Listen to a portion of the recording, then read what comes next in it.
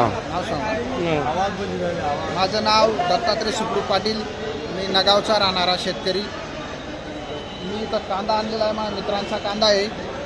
500 ते 600 रुपयाच्या वरती कांदा विकला जात नाही आणि 1000 रुपये तर कांद्याला क्विंटल मागे खर्च आहे आजच्या तारखेला. आणि सरकारने निर्यात बंदी उठवली, 20% झिरो केली, तरी देखील कांद्याचे भाव वाढण्याऐवजी कमी झाले. जे कांदा 1000, 1200, 1300 जात होतं ते कांदा आज 500, 600, 700 झाला. आता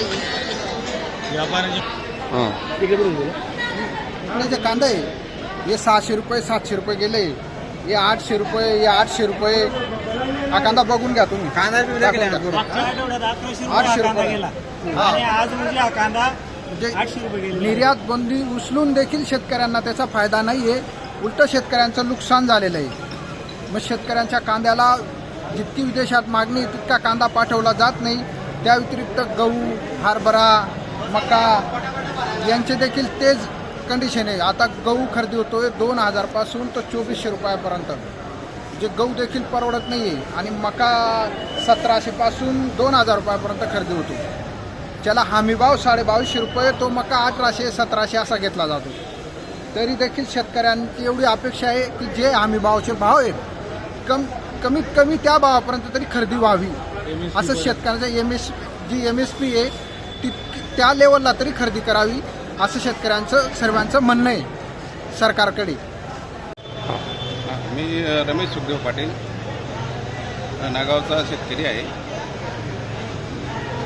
एक 15 दिवस महिन्यापूर्वी कांद्याला चांगल्यापैकी भाव होता. म्हणजे 1500 तर 2200-2500 पर्यंत जात होता. शेतकऱ्याला तो परवडत बी होता. पण आता अशी परिस्थिती झाली आहे, केंद्र सरकारने निर्यात शुल्क माफ केलेलं आहे आणि निर्यातीवरती बंदी बी उठवलेली आहे. शेतकऱ्याला अपेक्षा होती की आता भाव वाढेल, पण भाव वाढण्याच्या ऐवजी तो कमी झालेला आहे. तर 500 तर 1200-1300 पर्यंत या ठिकाणी निलाव झालेले आहेत. आणि जास्त करून 1300 हा किंचित याला मालाला मिळालेला आहे. बाकीचे 1000च्या आतच आहेत. तर शेतकरी हा इतका मेटीकुटीला आलेला आहे की त्याचं उत्पादन खर्चसुद्धा निघत नाही आहे. तर असं न करता थोडंसं 1500च्या पुढे जर तो भाव राहिला असता तर शेतकऱ्याला ते परवडलेलं असतं आणि त्याला थोडासा हुरूप आला असता. हे सर्व असूनसुद्धा परत अवकाळी आहे. अवकाळीच्या याच्यामुळे शेतकरी थोडा घाबरलेला आहे आणि माल जसा असेल तसा तो मार्केटमध्ये आणतो आहे.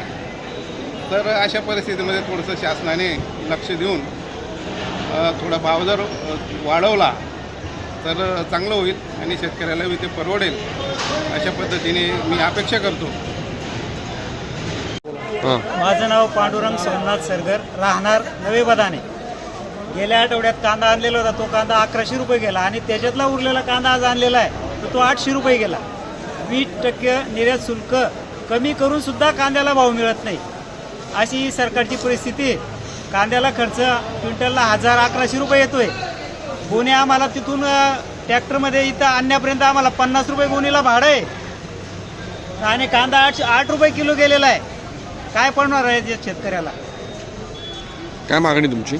सरकारने याचा विचार करावा आणि कांद्याला चांगला भाव द्यावा.